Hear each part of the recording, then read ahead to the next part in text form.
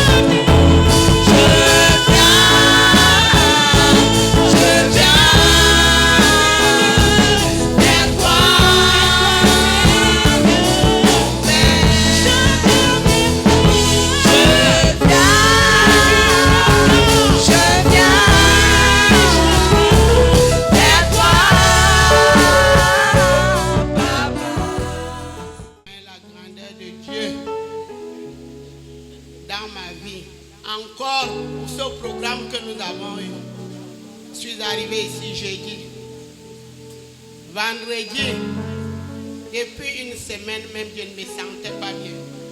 Je me courbais comme ça, un problème.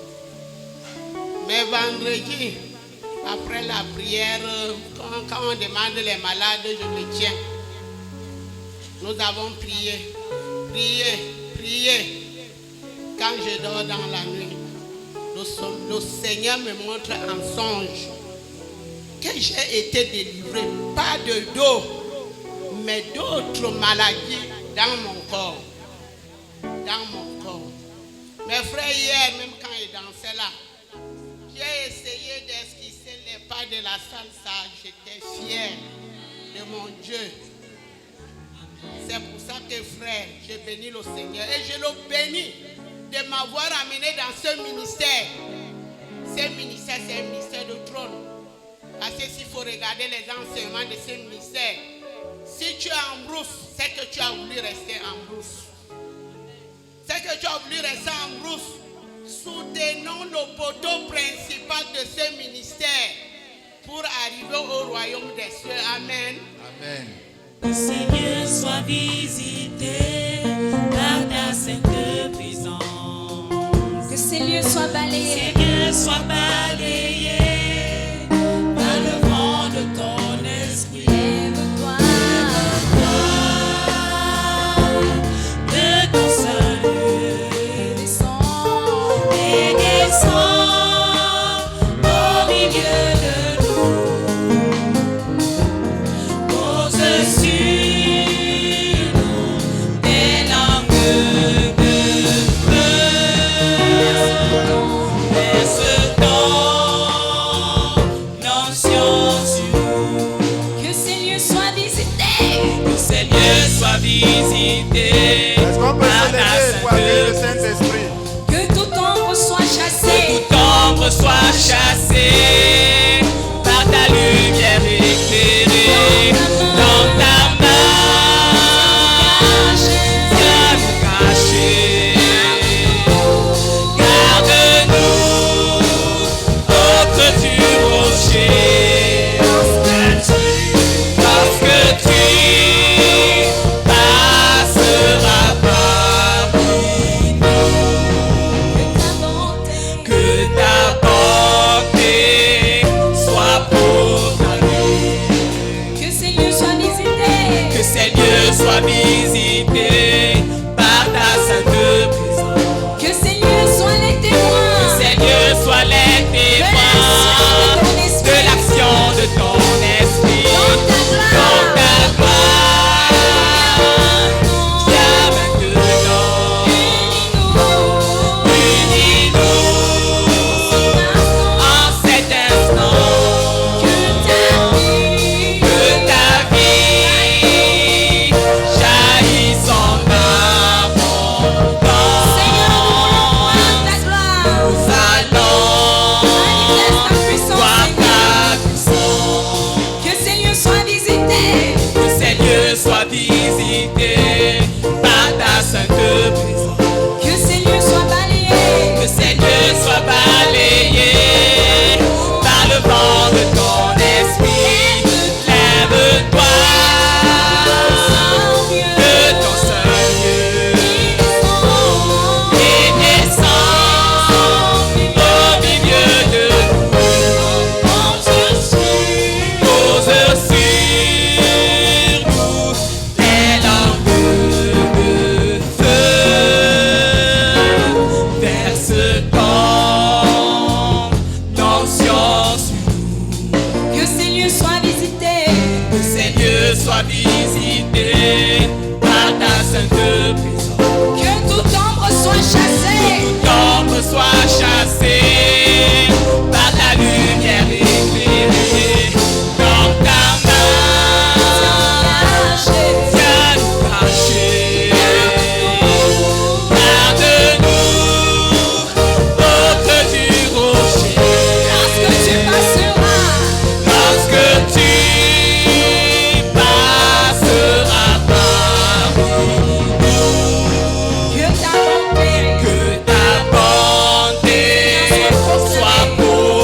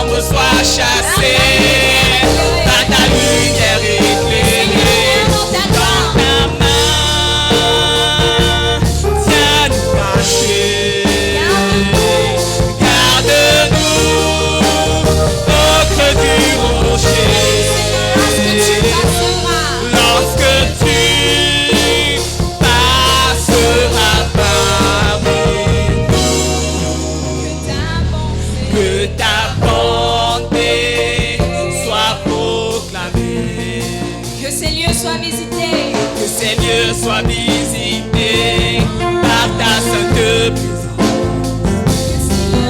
Que ces lieux soient les témoins de l'action de ton esprit dans ta gloire.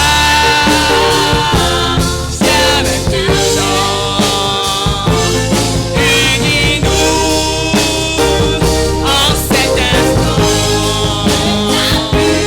Que ta vie jaillisse en abondance. Nous allons voir ta... Lorsqu'on marche par l'Esprit, on a besoin de la vie de Dieu. Parce qu'il y a une autre vie qui est effectivement la mort, qui cherche toujours à se manifester. Donc, lorsqu'on marche par l'Esprit, on doit rechercher une vie abondante et surabondante. Amen. Pour toujours contenir notre nature. Et lorsqu'elle se manifeste, qu'on la contienne et puis qu'on continue comme si de rien n'était, parce qu'elle sera toujours là. Alléluia. C'est comme ça. Bénissons le Seigneur pour sa présence. Rendons-lui gloire. Bénissons le Seigneur pour les paroles d'encouragement qu'il a données à certaines personnes. Ce ne sont pas les seuls. On ne peut pas laisser tout le monde parler. Et tout n'est pas pour témoigner.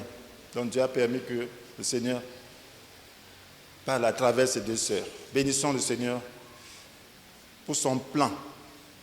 Il a un plan et il est Dieu. Et personne ne peut l'empêcher d'accomplir ce plan. Lorsqu'il a tracé son plan, personne. Rendons-lui gloire pour cela. Seigneur, nous te bénissons parce que tu es Dieu. C'est toi qui as créé les cieux et la terre. C'est toi qui as ton plan éternel pour le salut de l'humanité et pour tes œuvres sur la terre. Nous te bénissons parce que lorsque tu dis, tu l'accomplis. Parce que tu es le maître des temps. Et tu as tous les moyens pour pouvoir atteindre ton dessein. C'est pour cela que nous te bénissons. Nous t'adorons, Seigneur. Nous savons que l'homme est orgueilleux.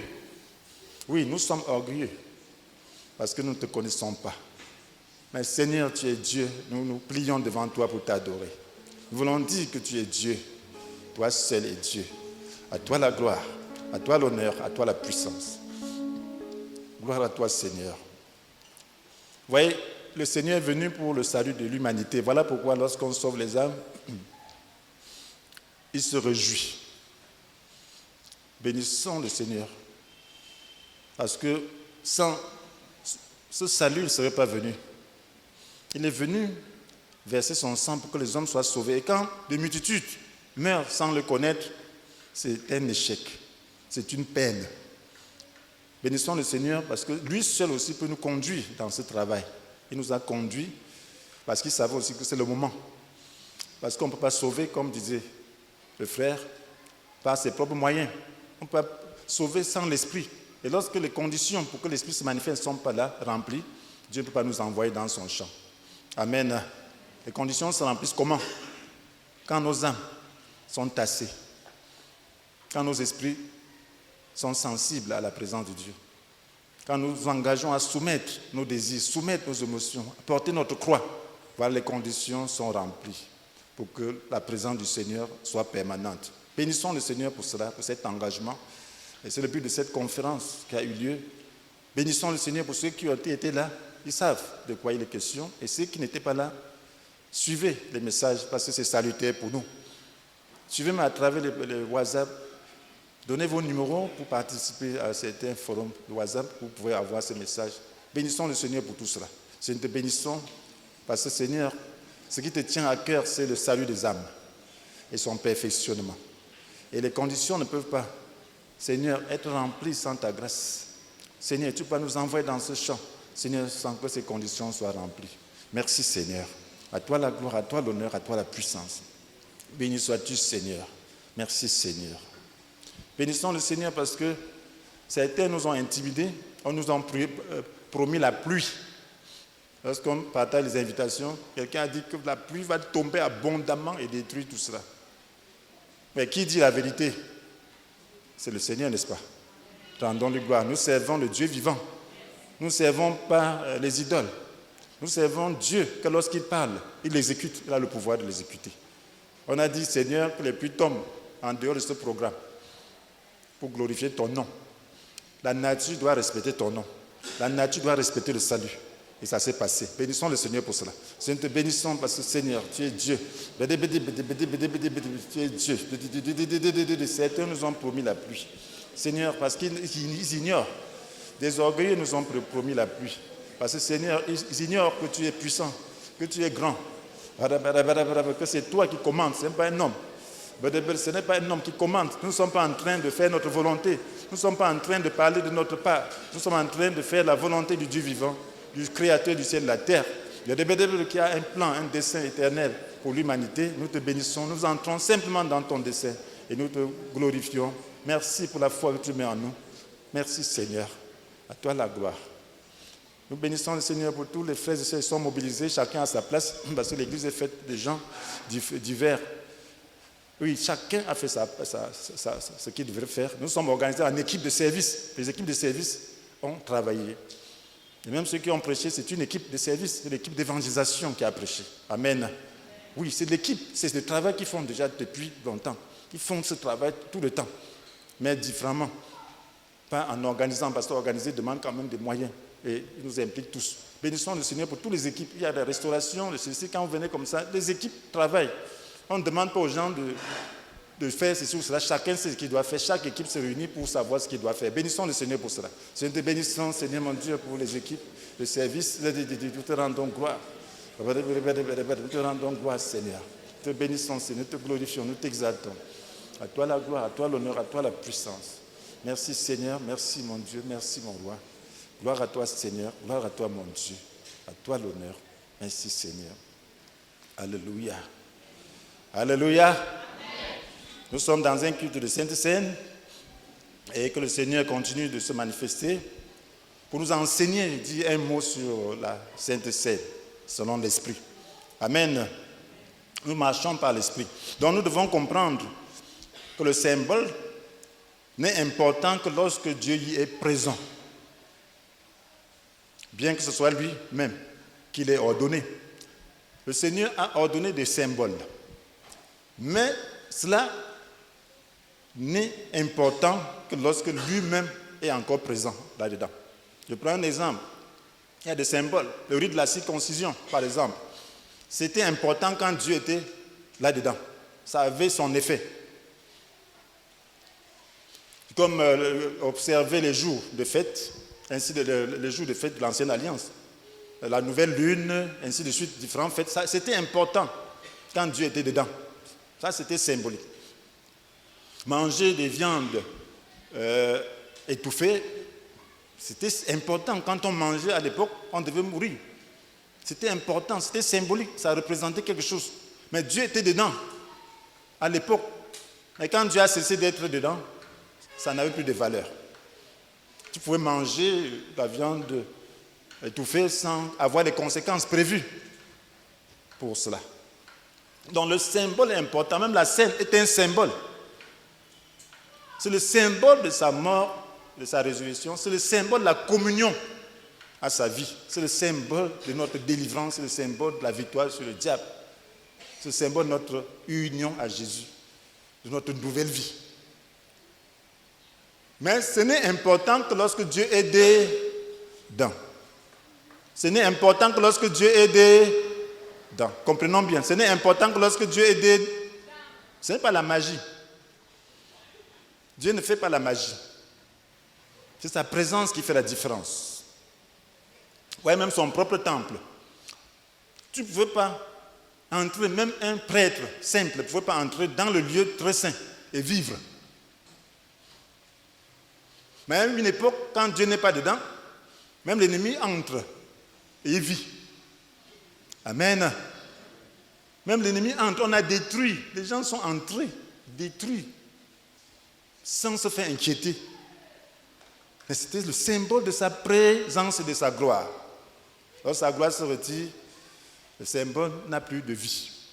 C'est la même chose. Si on rompt la scène juste par routine, sans se poser la question, est-ce que Dieu est encore dedans? On va rompre et ne pas avoir les résultats. On va rompre et ne pas avoir les résultats escomptés. Donc on doit voir comment Dieu est dedans. Donc la Sainte Seine est une institution symbolique ordonnée par le Christ dans la nuit de son arrestation. Donc c'est à ce moment-là qu'il a ordonné la Sainte Seine. Et cela représente quoi? Donc c'était à la sortie d'Égypte. À la sortie d'Égypte, le Seigneur avait ordonné que les gens puissent tuer un agneau d'un an et badigeonner le sang sur les portes, les linteaux des portes et les montants, linteaux et montants. Et pourquoi? Parce que Dieu devait juger les dieux d'Égypte. Il devait juger l'Égypte dans les personnes de leur premier-né. Et il devait protéger son peuple. Donc on était en train de commémorer cela. Et c'était important. C'était le symbole du jugement de Dieu sur les dieux d'Égypte. Le symbole de la délivrance, de la protection du peuple de Dieu. Et cela représentait l'agneau Jésus, qui est venu donner sa vie.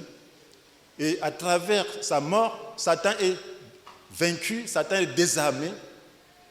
Il s'est offert pour que Satan soit désarmé. Il s'est offert pour que nous puissions être préservés du jugement à venir. Il s'est offert pour que nous puissions être préservés du jugement qui a été prononcé sur le diable, l'enfer. Il s'est donné pour que, en le consommant, nous puissions être préservés de ce jugement par le feu et ce jugement par les démons et par la sorcellerie. Voilà ce qu'il a dit dans Exode chapitre 12, verset 12. Et je parcourrai l'Égypte cette nuit-là, et je frapperai tout premier-né dans le pays, hommes et bêtes. Et j'exercerai ainsi mes jugements contre tous les dieux de l'Égypte. Je suis l'Éternel. Donc, les dieux aujourd'hui, c'est quoi? Lorsqu'on parle des dieux d'Égypte, ce sont des puissances démoniaques. Ce sont les puissances de sorcellerie. Ce sont les puissances de sectes magiques. Ce sont les puissances dans les coutumes. Ce sont des puissances dans les rites que les gens font là. Ils croient à cela. Ce sont ces puissances. Les puissances d'envoûtement, les puissances des sortilèges. Ce sont des dieux. Puisqu'ils règnent sur les humains.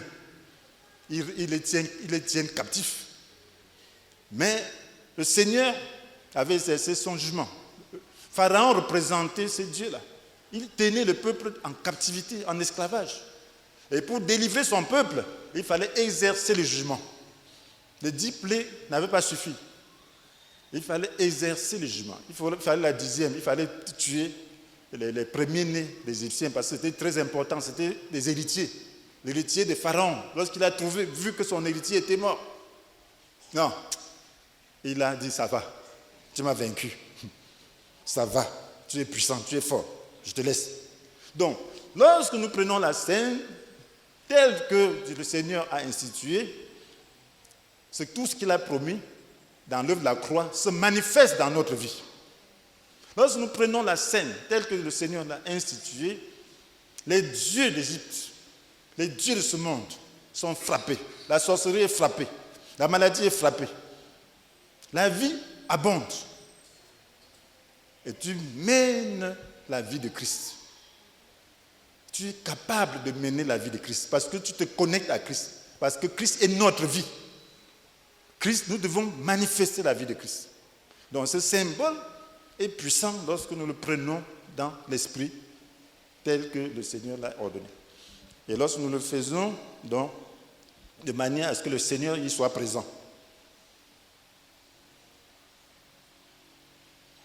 Donc le symbole, nous allons parler donc du symbole de l'Arche de l'Alliance, pour que vous puissiez comprendre bien avant d'aller sur le symbole de la scène. L'Arche de l'Alliance, comme je le disais tantôt, on le plaçait dans le lieu très saint. Le lieu très saint était infranchissable.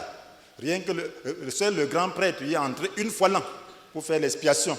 Et l'arche se trouvait donc dans ce lieu très saint. Il y avait un rideau. Donc c'est là que se trouvait la présence de Dieu. Dieu parlait à Moïse à partir de l'arche. Voyez l'arche comme un coffre, comme cette première partie de ce pupitre. Il y avait des chérubins de part et d'autre qui étendaient leurs ailes pour couvrir la présence de Dieu. Donc, Dieu était ici, sur son trône. Le propitiatoire, ça, c'est le couvercle. Une boîte comme ça. Et il y avait les 2 tables ici, dedans, les bâtons d'Aaron et la manne, une contenant la manne. Maintenant, Dieu parlait à Moïse. C'est Moïse seul qui était en contact avec l'arche tout le temps. Et Dieu lui parlait à partir d'ici. Il entendait la voix de Dieu. Et vous voyez, le petit Samuel, à un moment donné, une époque, l'arche était juste la tête que Samuel pouvait me dormir là où se trouvait l'arche. Amen. Vous voyez comment les choses changent. Finalement, le symbole a commencé à perdre sa puissance parce que le peuple était dévoyé. De sorte qu'au temps de Samuel, il dormait là où se trouvait l'arche. Et c'est à partir de là que Dieu lui a parlé pour la première fois. Dieu a parlé à Samuel à partir de l'arche comme il parlait par le passé, comme il parlait à Moïse. Donc tant que Dieu était là, personne ne pouvait toucher à l'arche et avoir la vie sauve. Vous savez comment, quand Dieu était là, rien que le parfum, le feu étranger, les 2 fils de Lévi, dans Lévitique chapitre 10, ils ont offert un feu étranger à Dieu et le vrai feu les a dévorés, n'est-ce pas? Amen. Parce que Dieu était là. Parce que c'est le feu qu'on devait offrir à Dieu pour brûler le parfum était le feu que lui-même avait allumé. Ce n'était pas un feu qu'on utilisait pour préparer la nourriture. C'était le feu que lui-même avait allumé au départ. Et ce n'est que ce feu-là qui devait être utilisé, ça ne devait jamais s'éteindre. Et on devait prendre la braise à partir de ce feu pour lui offrir le parfum. Mais les 2 fils d'Aaron, qui étaient les nouveaux prêtres, n'ont pas respecté, sont allés prendre le feu de cuisine pour brûler le parfum. Le vrai feu est sorti de la présence de Dieu pour les tuer. Parce que Dieu était là. Donc, oui, chers frères et sœurs, et les Lévites qui transportaient l'arche ne devaient même pas voir. Personne ne devait même voir comment cela était, sauf les prêtres. Lorsqu'on devait se déplacer dans le désert, les prêtres devaient d'abord couvrir, avant que les porteurs, les Lévites, viennent porter. Et s'ils regardaient, ils mouraient. Si les Lévites regardaient à l'arche, ils mouraient. Dans le fonctionnement normal, quand Dieu dit qu'il était présent. Vous pouvez voir ça dans Nombre chapitre 4, verset 20. Qu'est-ce que le Seigneur dit? Nombre chapitre 4, verset 20. Je lis rapidement parce qu'il y a des choses que si vous ne lisez pas, vous n'allez pas comprendre. Verset 20, la Bible dit, et voilà. Ils ne doivent jamais entrer seuls pour regarder le sanctuaire, ne fût-ce qu'un instant, car ils mourraient. Ça, c'est le Lévite. Amen. Ils ne doivent jamais entrer seuls. Quand on devait quitter, on devait plier bagages, parce qu'il y avait le temple mobile, la tente. Dans le désert, c'était une tente. Donc, il y avait le lieu très saint, le lieu saint et le parvis. Donc, les Lévites ne devaient jamais entrer. C'est eux qui portaient, mais ils ne devaient jamais entrer pour voir comment ça se passe. Ils devaient seulement venir porter quand tout était déjà arrangé. Vous voyez comment chacun doit avoir sa place. Amen. Quand tout est organisé, chacun a sa place, chacun a son don, qu'il doit manifester librement dans les limites de son don. Amen. C'est très important. Et vous voyez,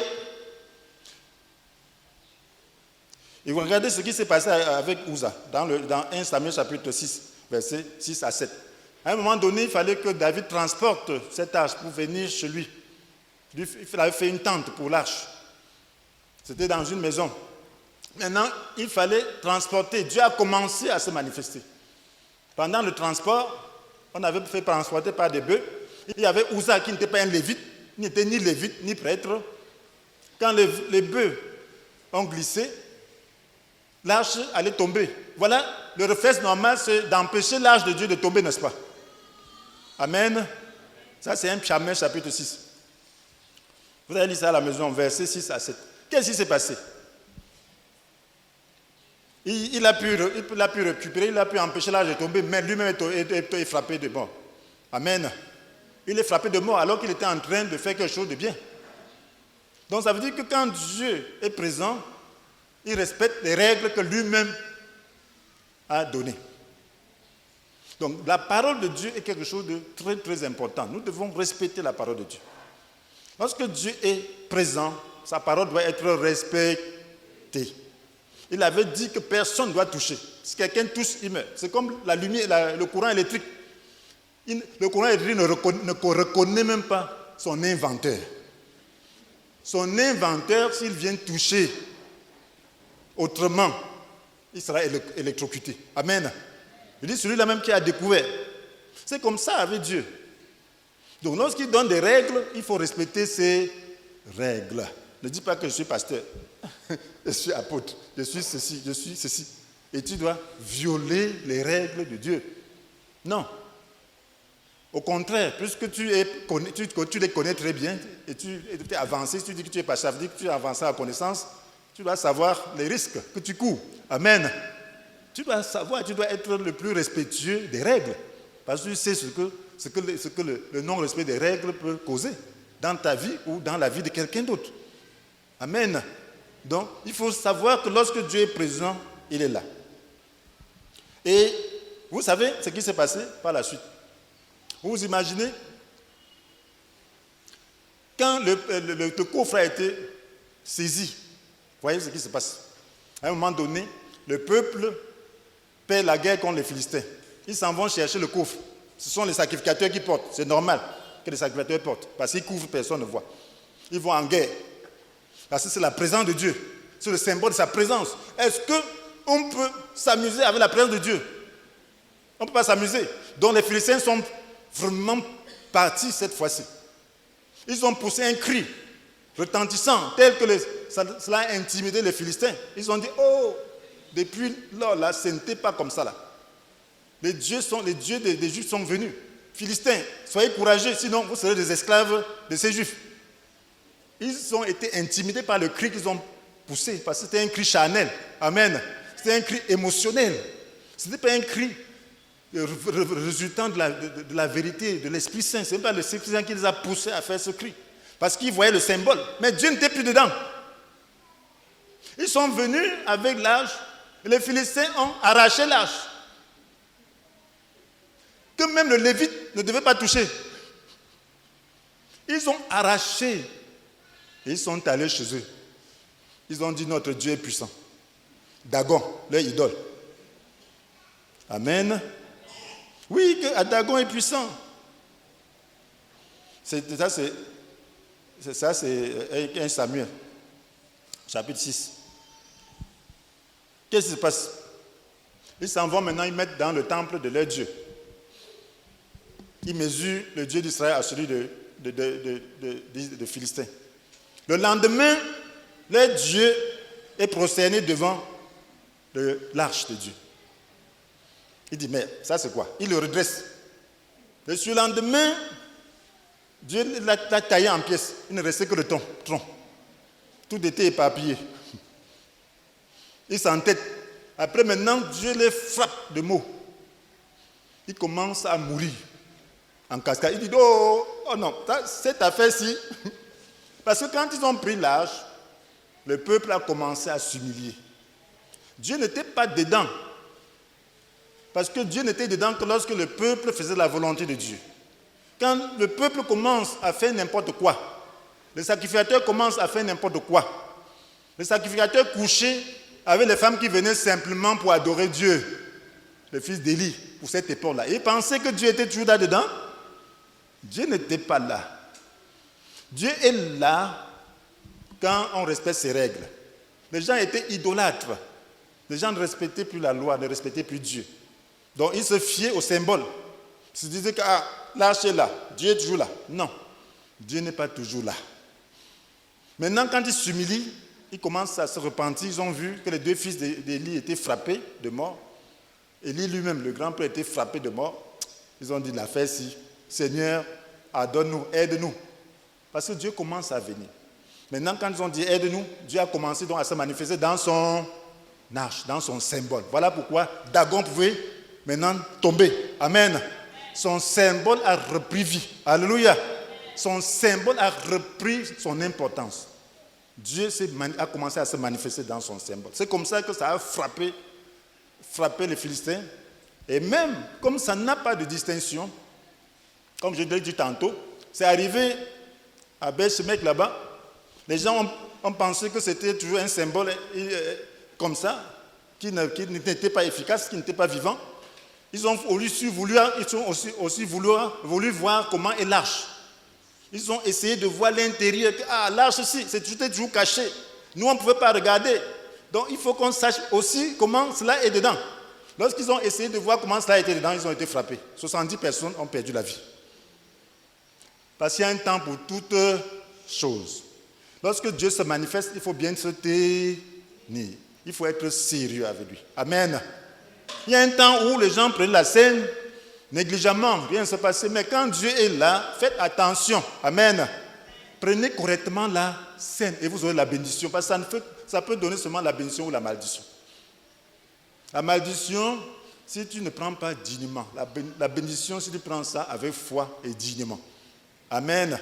Il y a un temps où chacun pouvait prendre. Où quelqu'un vient comme ça, là, on dit que ceux qui sont sauvés, quelqu'un vient là, il prend seulement, il s'en va, il y a quoi dedans? J'ai pris. Maintenant, si tu fais ça, toi-même, tu vas voir ce qu'il y a dedans. Parce que Dieu est revenu. Dieu demande d'être saint. Saint veut dire quoi? Ça veut dire que tu sois sérieux. Que tu puisses accepter le sacrifice de Jésus à la croix. Que tu ne sois pas quelqu'un qui joue au double jeu. Quand tu viens à l'église, tu es saint, ni touche. Mais quand tu rentres, tu es toi-même. Donc il faut être sérieux, il faut accepter Jésus. Personne n'est parfait. Mais l'intention, est-ce que tu veux vraiment faire la volonté de Dieu? C'est ça. Amen. Est-ce que tu veux vraiment aimer Dieu de tout ton cœur? C'est de ça qu'il s'agit. Ce n'est pas autre chose. Parce que personne n'est parfait. Mais chacun, lorsqu'il vient devant Dieu, chacun doit savoir si c'est ce Dieu-là qu'il veut. Est-ce que l'œuvre de Jésus a un sens dans ta vie?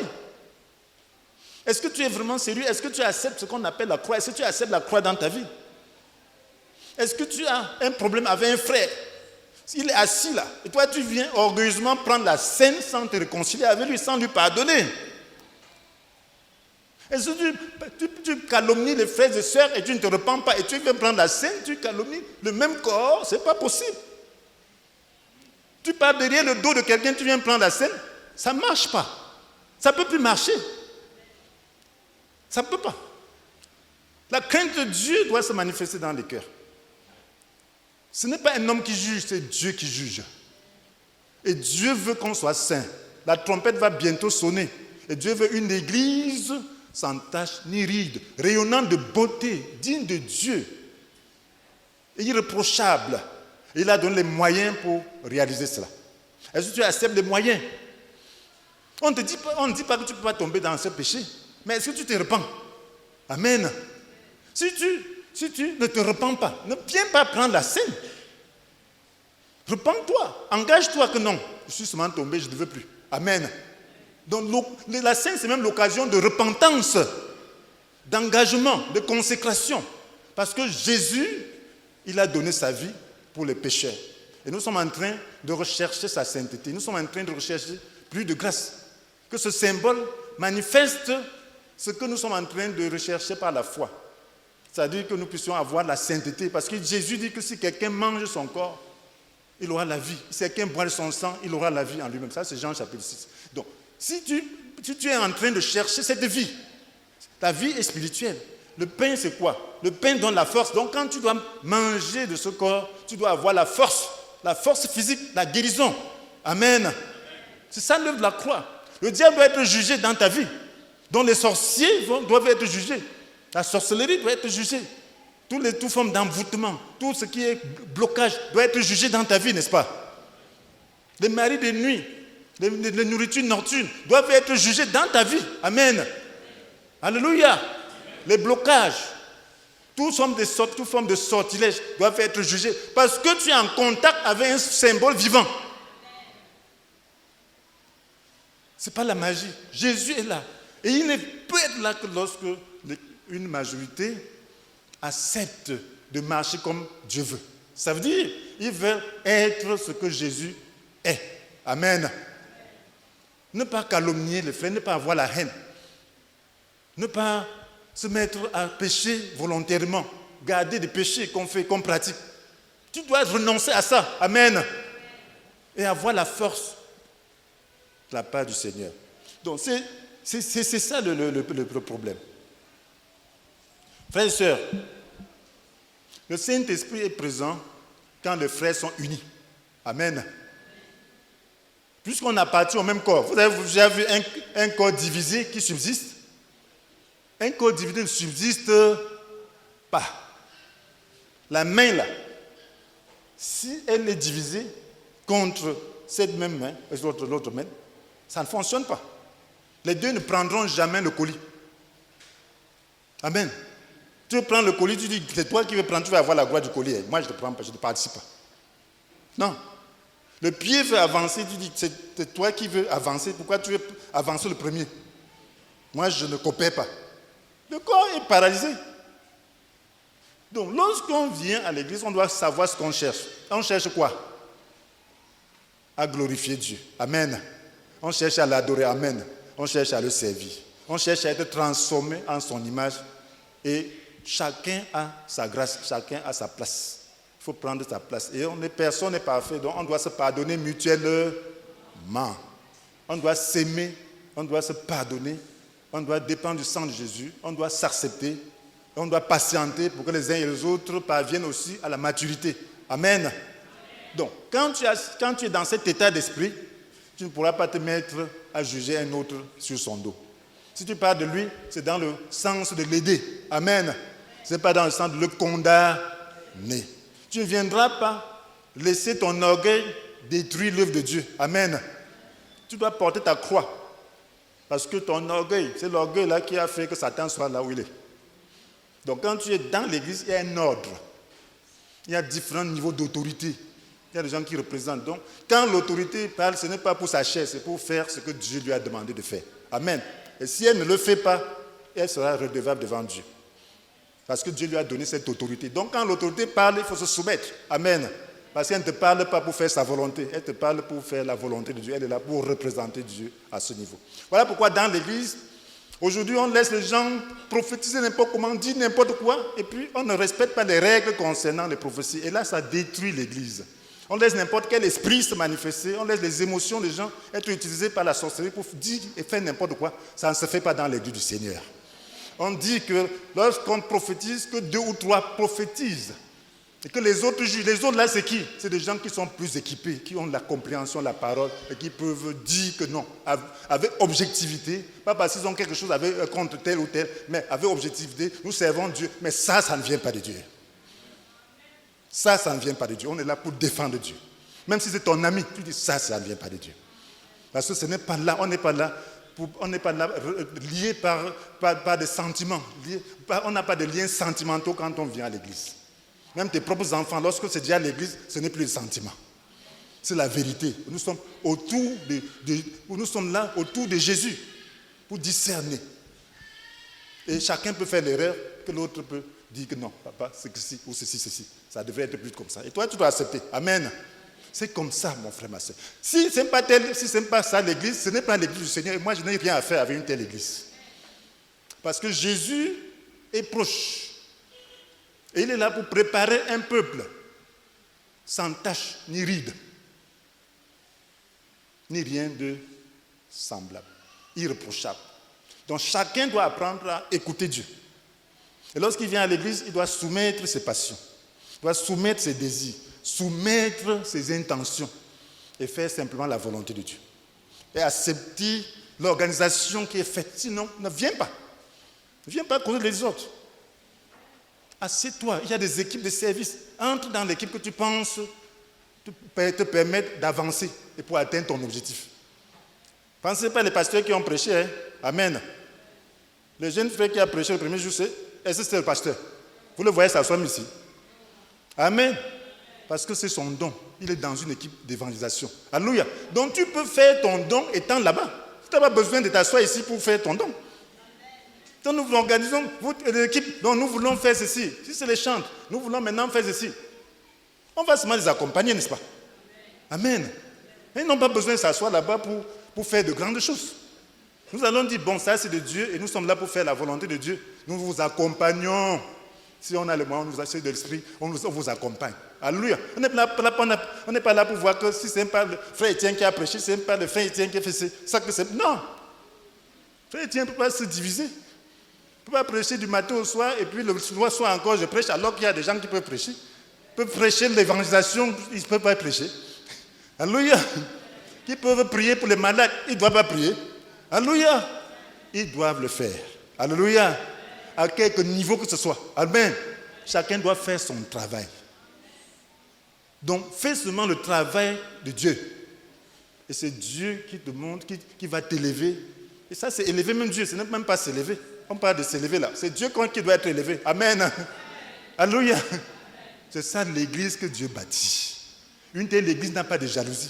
Une telle église dit que comme ce n'est pas tel, je ne soutiens pas. Ça, c'est la folie. C'est ce genre de dire. On n'a pas besoin de ça dans l'église. On n'a pas besoin de ça. Va ailleurs, mais ça, on n'a pas besoin de ça. On n'a pas besoin de ça. Si tu es là pour soutenir juste des personnes, on n'a pas besoin de ça. Il faut soutenir l'œuvre de Dieu.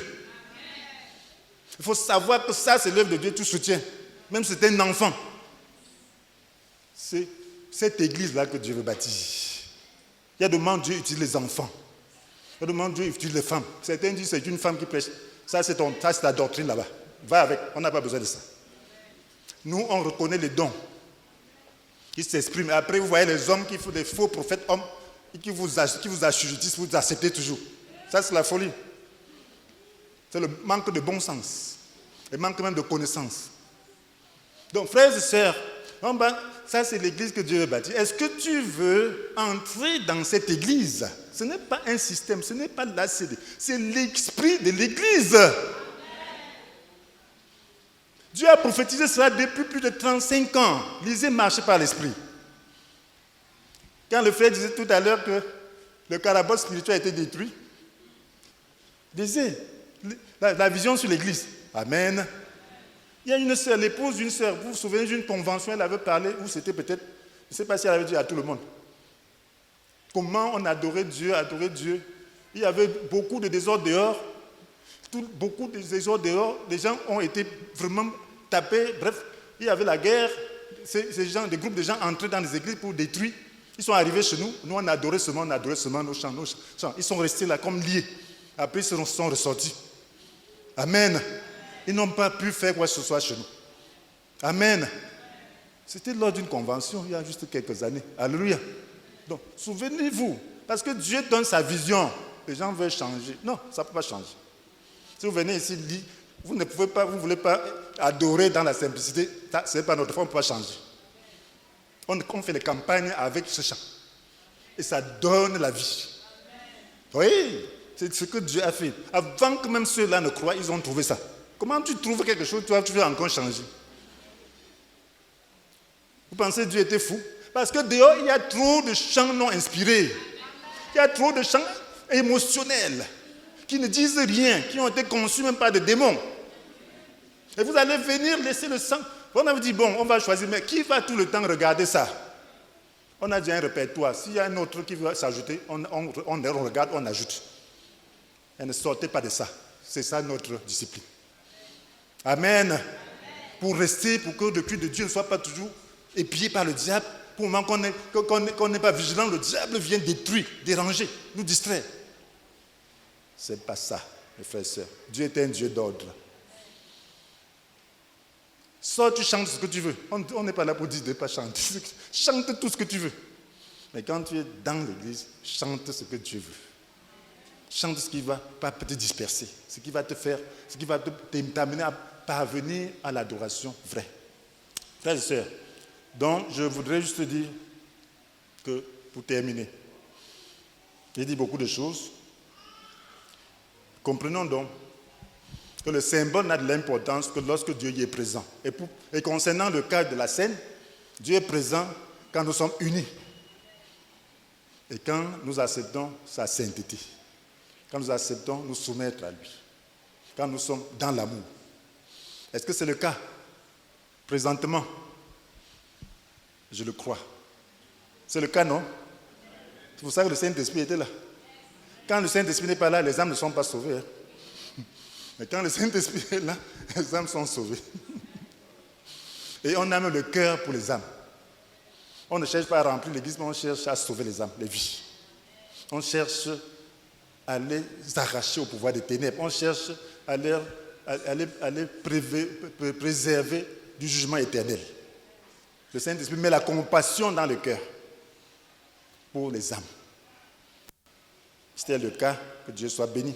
Et toi, si tu es là pour la première fois ou tu es toujours là, tout le temps, tu n'as pas encore donné ta vie au Seigneur, tu n'as pas encore accepté d'entrer dans cette église spirituelle. Ça veut dire que accepter que l'œuvre de Jésus puisse agir dans ta vie.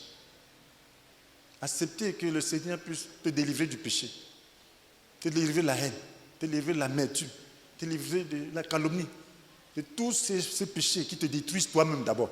Parce qu'un calomniateur est d'abord détruit personnellement. Il n'a pas de vie. Il ne peut pas avoir deux esprits, l'autre va dominer. Il faut. Quand tu as un autre là, ça te gêne. C'est comme quelqu'un qui a les habits sales. Hein? Ça le gêne. Pensez que s'il y a des taches ici, là, je vais porter la tenue là pour entrer. Je vais aller changer, non? Amen. Pourquoi j'ai porté cet habit pendant 3 jours? C'est symbolique. Amen. Il faut savoir garder ton habit blanc. Alléluia. Alléluia. Je ne manque pas d'habits. Mais j'ai porté ça 3 jours. Donc, je ne dois pas laisser les enfants venir me toucher avec l'huile. Je ne dois pas m'amuser avec ça.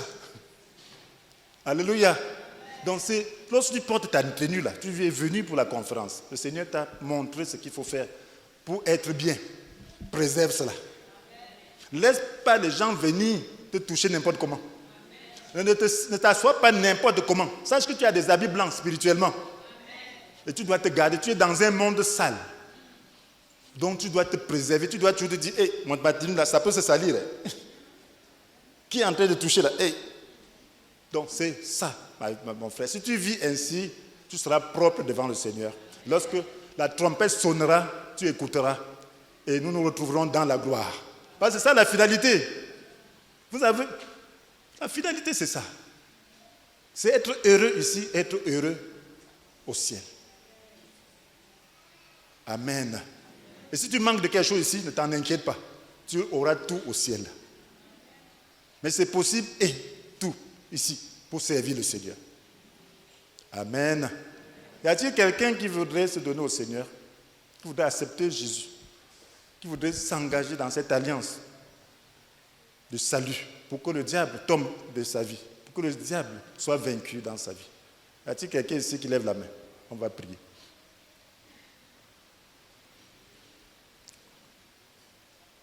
Ok. Il y a une personne, je vois un doigt derrière. Y a-t-il un autre doigt?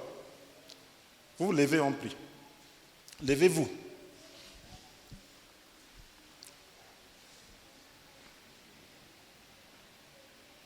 Gloire à Dieu. Donc, si tu as un autre doigt, tu lèves si tu veux aussi te lever, lève-toi. Nous allons prier. Tu vas entrer dans l'alliance du Seigneur. La Bible dit qu'il y a de la joie au ciel pour un seul pécheur qui se repent, que pour 99 justes qui n'ont pas besoin de repentance. Bénissons le Seigneur pour cette merveilleuse âme. Tu vas répéter après moi.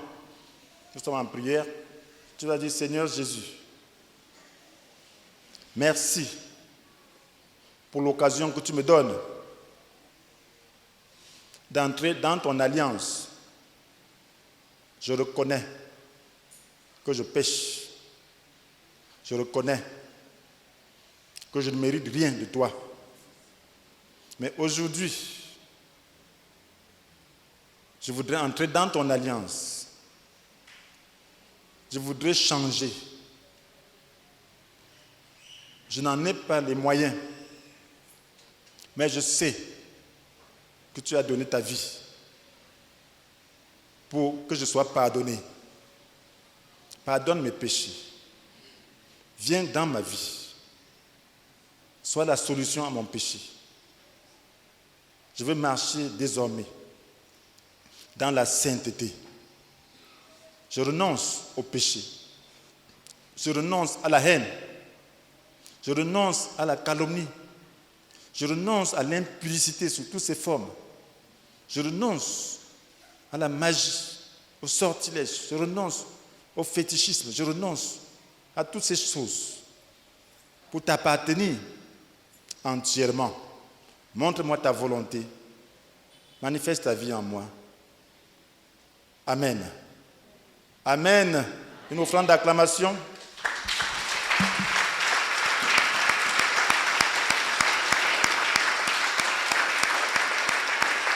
Ouvre-moi, que ton ombre soit Est-ce que nous pouvons nous lever pour recevoir la grâce du ma Seigneur? sécurité, ma force, mon abri, ma joie.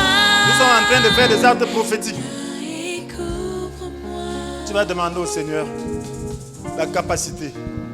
Quel que soit ce que tu as fait par le passé. Dis au Seigneur, je me rends. Je ne sais pas où a été ta cachette. Tu as été découvert. Rends-toi au Seigneur. Dis Seigneur, je me rends. Je ne voudrais plus jamais être la même personne. Je ne voudrais plus marcher dans la chair. Lorsque tu marches dans la chair, le résultat c'est quoi? C'est la corruption. Quand tu marches dans l'esprit, le résultat c'est quoi? C'est la vie éternelle, c'est la gloire. Choisis de marcher par l'esprit et dis au Seigneur, je ne suis pas capable, mais je veux recevoir ta capacité maintenant là. Il veut nous rendre capables. Est-ce que c'est là ton choix? Tu vas prier, on va prier pour la capacité, pour la grâce, pour le pardon. Que le sang de Jésus purifie de tout le passé. Quel que soit ce que tu as fait, même contre ce ministère, ce n'est pas contre un homme, ce n'est pas contre les individus, c'est contre Dieu. Mais dis à Dieu, pardonne-moi. Dis à Dieu, pardonne-moi. Dis à Dieu, pardonne-moi. Je me rends. Dieu est un Dieu de pardon. Il est venu pour te sauver. Il est venu pour pardonner. Il pardonne toujours. Et il pardonne. Pas comme les hommes pardonnent. Il pardonne, il va te restaurer à un niveau de gloire plus important que même par le passé. Est-ce que tu es sincère? Est-ce que tu veux maintenant recevoir ce pardon? Dis au Seigneur, Seigneur, je reçois ton pardon. Peut-être tu as la haine. Tu es venu avec la haine. Dis au Seigneur, je renonce à cette haine. Je renonce à cette haine. Je renonce à cela. Seigneur, nous te bénissons. Nous t'adorons. Voici, Seigneur, le jour du salut. Voici l'année de grâce proclamée par l'Éternel. Seigneur, merci. Merci pour cette occasion de grâce. Seigneur, merci pour cette occasion de grâce. Pardonne à ton peuple. Pardonne-nous, Seigneur. Pardonne-nous, Seigneur. Nous avons tous péché d'une manière ou d'une autre. Nous avons péché. Pardonne-nous. Pardonne-nous pour la manière de regarder certains frères. Pardonne-nous. Pardonne-nous, Seigneur. Nous sommes devant toi. Nous sommes devant toi. Nous sommes devant ta sainte présence. Pardonne-nous. Quand notre langue a même glissé pour parler des choses. Pardonne-nous. Dont nous ne pouvons pas parler. Pardonne-nous, Seigneur. Nous sommes devant ta sainte présence. Purifie-nous. Purifie-nous. De ton sang, le sang qui a coulé.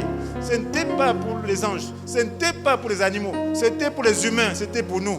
Nous prions maintenant que ce sang nous lave, nous purifie, afin que nous soyons purifiés. Oh, que tout lien dans nos vies, oh, soit brisé.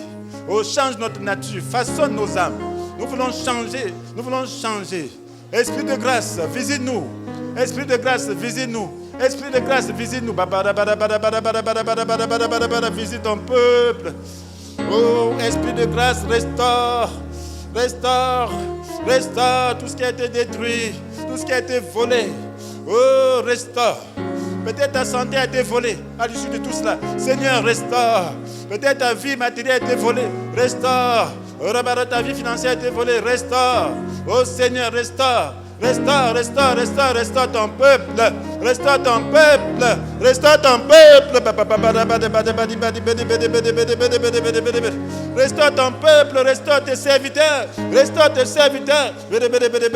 Change les motivations. Change les intentions. Change-nous. Change-nous. Change nos pensées. Donne-nous d'être motivés par ta grâce. Motivés par l'amour. Motivés. Oh Seigneur, opère la guérison, opère la délivrance, opère la délivrance, opère la délivrance. Restaure ton peuple, restaure ton peuple, restaure ton peuple. Oh Seigneur, merci. Merci Seigneur. Merci Seigneur. Rafraîchis ton peuple. Je proclame l'année de grâce accordée par le Seigneur. Je proclame l'année de grâce accordée par le Seigneur. Je proclame la grâce dans toutes vos vies au nom de Jésus. Je proclame la restauration au nom de Jésus. Alléluia. Je proclame la gloire de Dieu au nom de Jésus. Je proclame la restauration spirituelle, la restauration physique, la restauration matérielle, la restauration financière au nom de Jésus. La restauration relationnelle au nom de Jésus. Alléluia. Alléluia. Alléluia.